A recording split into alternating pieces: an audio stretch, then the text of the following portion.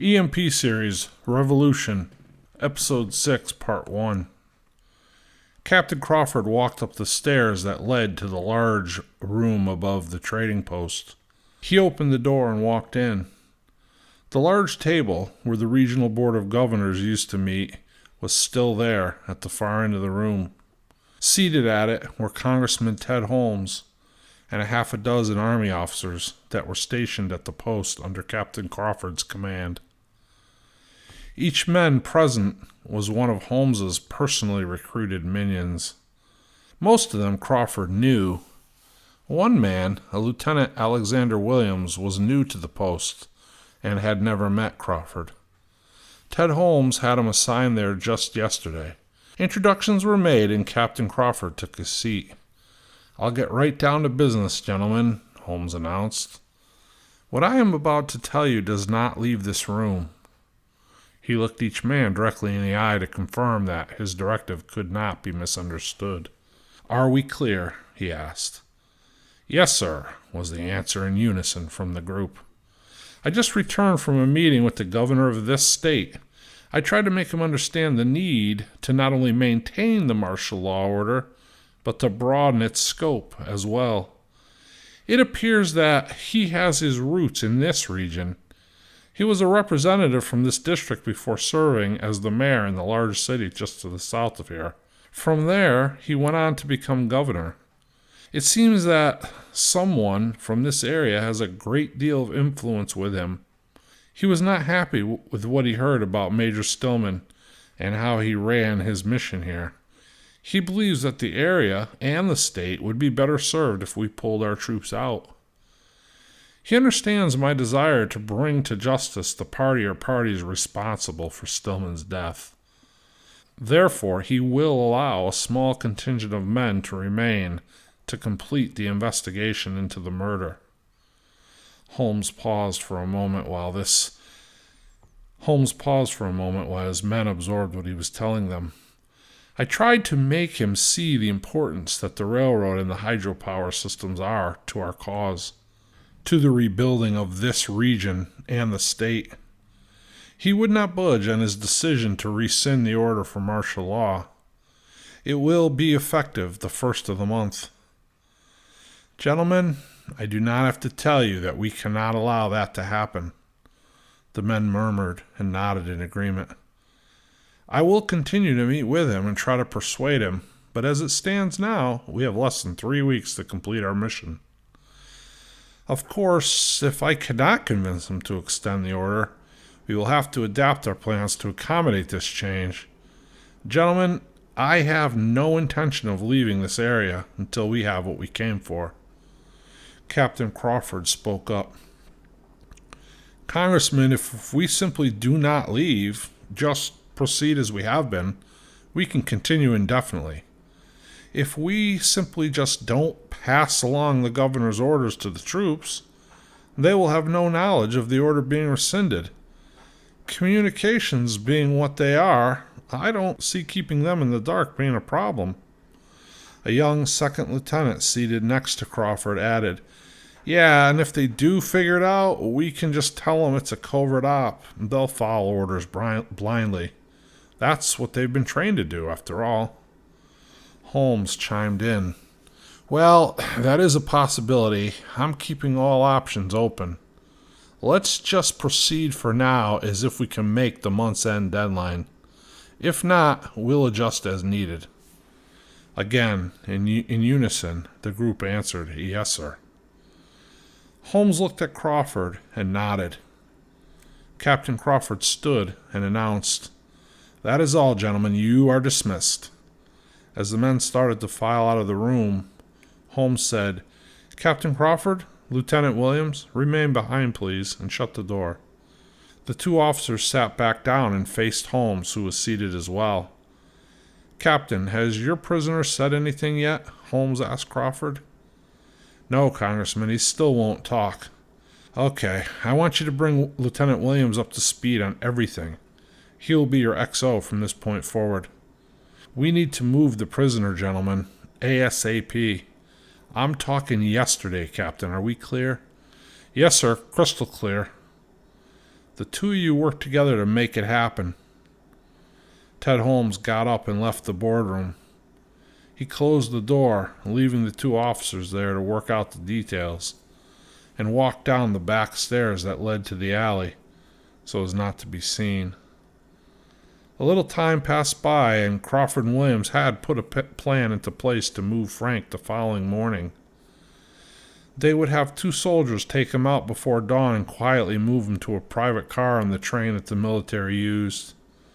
The car was purchased and integrated into the line secretly by Ted Holmes.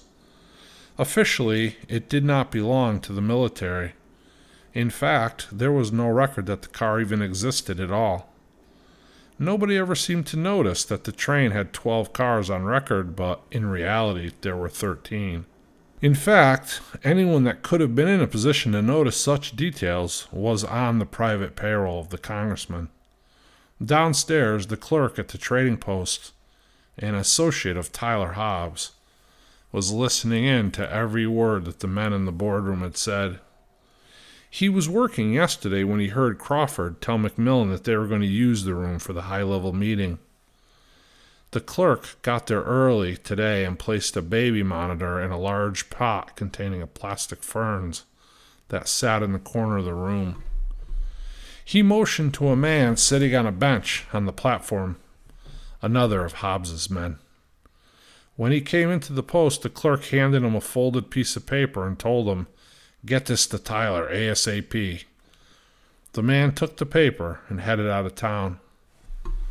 The next morning, shortly before dawn, Tyler Hobbs and 4 of his men lay prone on a ridge overlooking the warehouse where Frank was being held.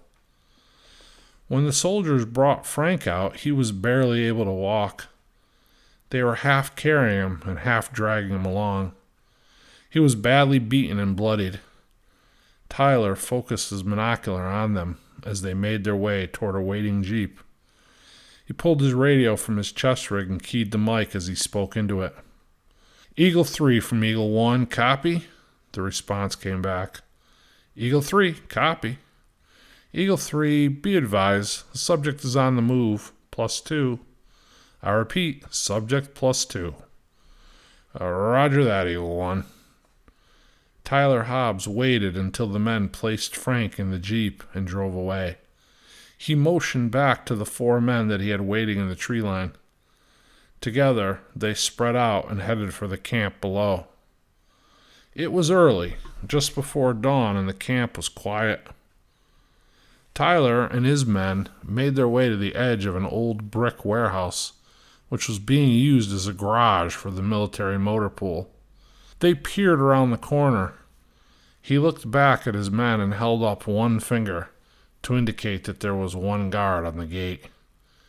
He made a motion with his index and middle finger, like 2 legs walking, to let his man know that the guard was walking the fence line. Tyler's man took a bottle of clear liquid from his cargo pocket on his BDUs.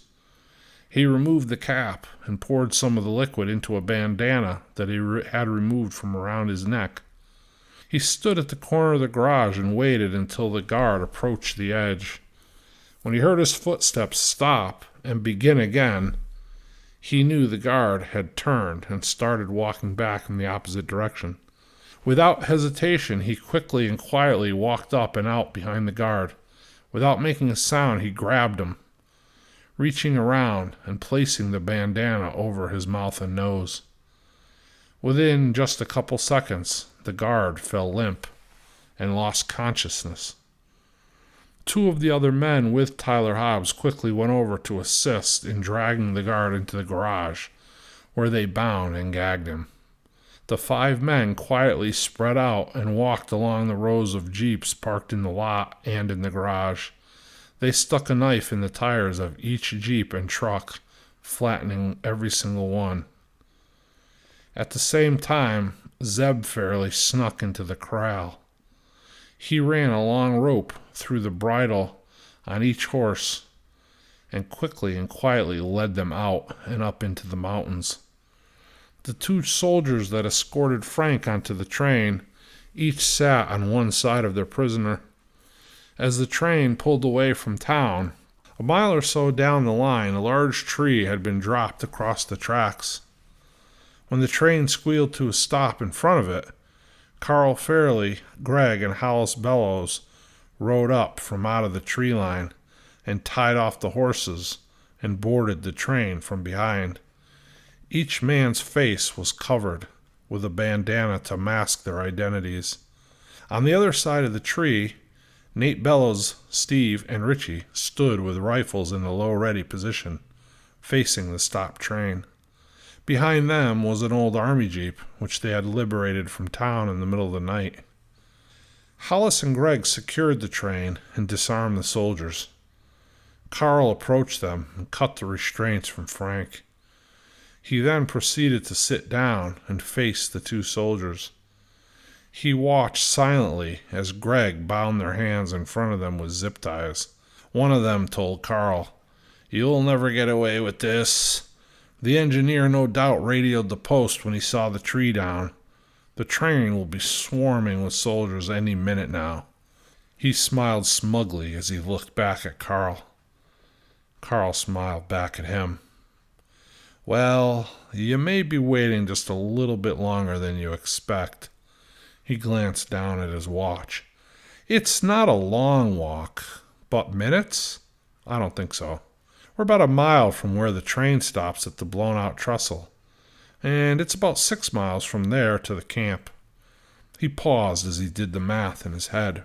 He looked over at Greg and asked, "How long you figure you could make that sortie in, Greg?" Greg responded, "Oh, I don't know. 7 miles, mostly uphill.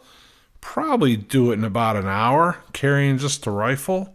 A little longer with a full ruck. But you can't go by me, Carl. I'm an old man."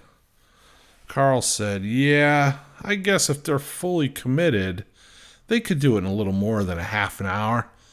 Oh, heck, it don't matter none anyway. We'll be gone in..." He paused as he looked at his watch again. 8 minutes, he announced. He pulled his radio off his chest rig. "Lumberjack, copy?" The answer came back. "Lumberjack, go ahead." Carl spoke to Steve, who was on the track at the downed tree. "You all good to go?" The answer came back. "All good up here." Carl looked at the two soldiers sitting across from him. Then he looked over at Frank.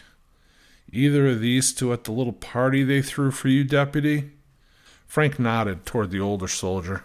"He was." Then he looked at the younger one. "This one wasn't." Carl looked back at the older one. He lifted his rifle and smashed the butt end of the stock square into his face, hitting him hard just to the left of his nose. The soldier let out a growl as he was thrown back against his seat. As he started to sit back up, blood dripping from the gash on his face, Carl hit him again, almost in the same spot. The soldier yelled out in pain. Carl paused and said, "I'm going to enjoy killing you, you piece of garbage." Then he looked over at the younger soldier. "Unfortunately for you, son, you keep the wrong company, so you're going to die today too." Then Carl looked back at Greg. 4 minutes, Greg said. "Okay," said Carl. "Hollis, take Frank out to the truck. Tell the others I'll be right there. I'll take care of these two." Hollis helped Frank to his feet and started toward the door. Carl told him, "Cover up." Hollis replied, "What difference does it make? These are the only soldiers on the train, and practically everyone else is on our side anyway." Carl paused and looked over at him. Hollis pulled up the bandana to cover his face and helped Frank off the train. Thank you all for listening. Stay tuned next week for the conclusion of episode 6. God bless you.